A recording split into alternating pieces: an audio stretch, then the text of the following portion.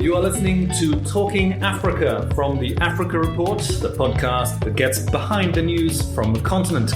My name is Nicholas Norbrook. Welcome to the pod, and do head to the website theafricareport.com for our latest analysis, news and comment on the continent. Now, we are in a period of recalibration for Africa in its relationship with various foreign powers. The political consolidation demonstrated by the African Continental Free Trade Zone was given yet more substance when the outgoing EU Commission agreed to trade talks with the African Union, continental body to continental body. And new partners have emerged. The last 12 months have seen a Russia-Africa summit, a China-Africa summit. There'll soon be a Turkey-Africa summit and a France-Africa summit this year, and a US-Africa summit is mooted. So many summits, so little time, you might say. Who is left at home running the country, say some critics? And maybe they have a point, but others can see the benefit for African countries. Academic Stephen Chan talks of diplomatic arbitrage. Just yesterday, I spoke to the head of France's aid agency, the AFD, Rémi Rioux, and he pointed to the lack of competition, for example, in some infrastructure markets like telecoms, and the effect that had on pricing. The United Kingdom is an unabashed promoter of competition and has been rejigging its diplomatic engagement with the continent to a more economic footing, especially as it prepares to leave the European Union. The CDC, a financing body run at arm's length by the UK's Department for International Development, is putting several £billion worth of new investment into the continent. On Monday, 20th of January, the inaugural UK-Africa Investment Summit kicks off, another key plank of Britain's new economic diplomacy. And there is greater coordination now between the UK Export Finance and the CDC and other bodies aimed at building trade links between the UK and Africa, thanks to a newly created position, that of Her Majesty's Trade Commissioner for Africa. Our business editor, David Whitehouse, caught up with the UK Trade Commissioner for Africa, Emma Wade-Smith, at her Johannesburg office in November.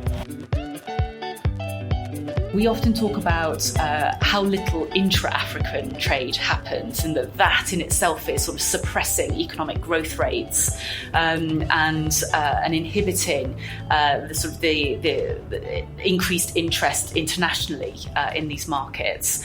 So, if you look at the Pan-African trade rates, about 15%, significantly lower than other similar sort of regions, if there are any, around the world.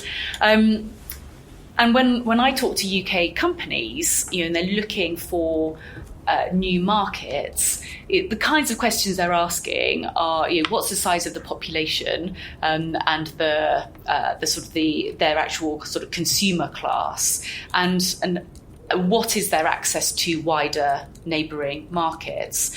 And so the easier we make it for people, goods and services to move across this vast continent, the more we will see that reflected in the more formalised trade flows across Africa.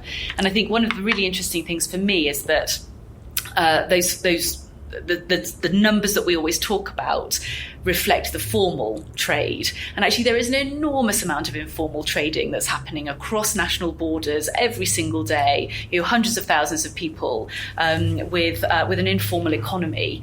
And so I would see that some of the future of that continental free trade area will also be about how we bring more people into the formal economy, which is good for everybody. It's good for governments and it's good for the individual traders to be more formalised and protected in that sense. And I think one of the things that we have been doing as the UK government is supporting the overall improvement of business environments across Africa, including reducing the friction of trade flows across national borders. And Trademark East Africa, for example, is a classic British government-supported programme that has, over the last 5 years or so, worked to reduce the cost and the time it takes to move goods across the East African community, and have had a tremendous amount of success in that, which we're seeing reflected now in increasing interest from UK companies in that East African region, because they know that not only can they access the 11 million people in Rwanda, for example, but it's much easier for them to access the 450 million people who live in East Africa. So those kinds of programmes demonstrate, I think, the UK government's support for reducing the barriers to doing trade, both within countries and across the continent. There's also a lot of talk at the event about infrastructure investment, Africa's infrastructure gap, and it's noticeable that although investment is increasing, a great deal of it is still driven by African governments, and a great deal comes from China. There doesn't seem to have been a very significant increase in private sector investment in infrastructure. What steps do you think can kickstart that? So, we see a lot of UK companies very active and very strong across the African continent. And I've sort of corralled a bunch of those into the Africa Infrastructure Board, which I co-chair with a senior industry person. And that idea is designed to help sort of stimulate discussion about what are the challenges to finding the right infrastructure deals across Africa. But also, how do we better portray the story of UK investment in African infrastructure? And I think, I think infrastructure globally is a challenge. Everywhere in the world that there's a need for either refreshing infrastructure or creating new infrastructure. But it does feel a particularly significant part of the story in the context of Africa, particularly when we're seeing a strong demand for the growth of economic corridors, again, to sort of link between countries so that we're able to sort of move people and goods more easily, as well as respond to the extraordinary population increase, rapid urbanisation rates, and the need to create smart cities of the future. To enable us to live well and healthily in these mega cities of the future, many of which will be in Africa, including the likes of Kinshasa, which will be one of the world's mega cities. Lagos, many people are already familiar with, but Dar es Salaam as well, which I think can come as quite a surprise to people who look at Africa today, to think how dramatically this is going to shift over the next couple of decades. And so the infrastructure demand is not just about how do we help the flow of business and people today, but how do we create the right framework for the populations of the future. And as I say, I think one of the initiatives that we're doing as the UK is understanding where the expertise lies. And therefore encouraging the building of international consortia to best tender for some of these infrastructure projects. So, for example, we're working with China to understand where we, as the UK, have expertise and experience, and where China has a complementary capability. And we're exploring quite actively across different parts of Africa the potential for us to work together. And that could be, for example, bringing financing from China together with project management capability from the UK, so that we're creating quality infrastructure projects that align with our standards and our values, and that are affordable for African buyers.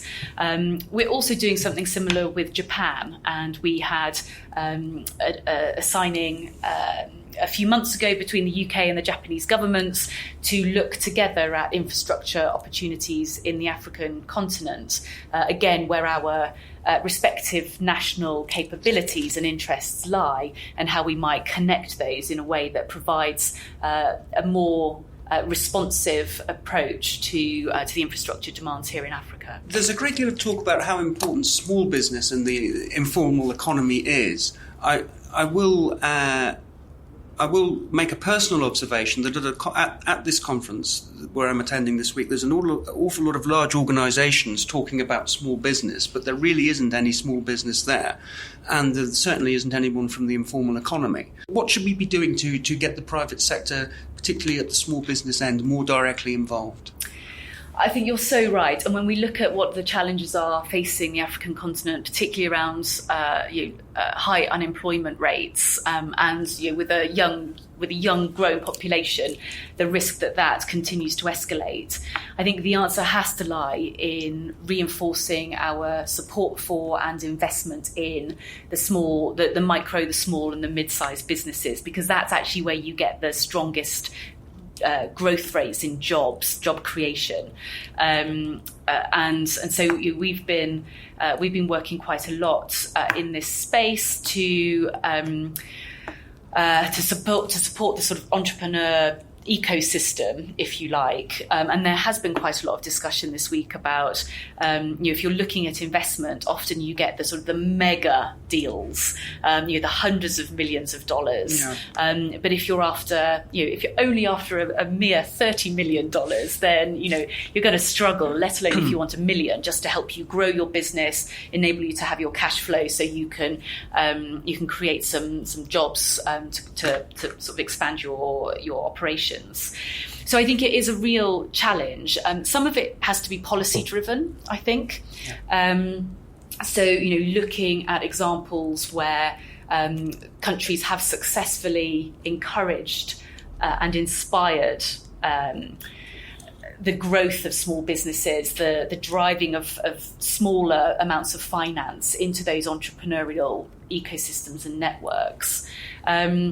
I was also just hosting a breakfast this morning, actually looking at the question of gender investing, and a really fascinating point about women entrepreneurs, women-owned businesses that often struggle even more to find the financing than male-owned counterparts, and yet the research shows that investing in those female-owned companies creates a stronger rate of return on your investment.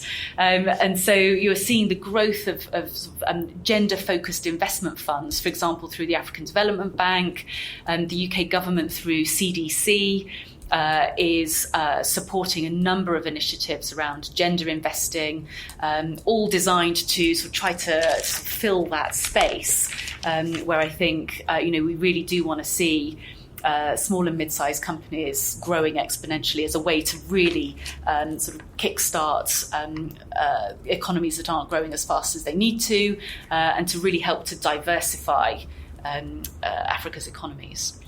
Do you think there's any prospect of the number of young people that are entering Africa's labour markets each year between now and 2030? Is there any prospect of jobs being created fast enough to absorb them? Or are we simply looking at creating a very large pool of unemployed people? Isn't that the realistic outcome? So I think governments are incredibly seized of the challenge here. And here is where I think technology can help us. And I'm a big believer in the importance of lifelong learning, and the importance of people having a job, getting into the labour market as a starting point, and then moving, growing, developing from there. So what do I mean by all of that? So I think it's implausible that we would be able to, combined, the international community would be able to construct enough hospitals and schools and clinics and colleges and so on to receive this growing population in Africa, let alone train the doctors and the nurses and the teachers and the classroom assistants required to provide that sort of face-to-face service provision. So the answer has to be in technology. And we're seeing some really exciting things happening across the African continent in this space. A number of entrepreneurs and companies really looking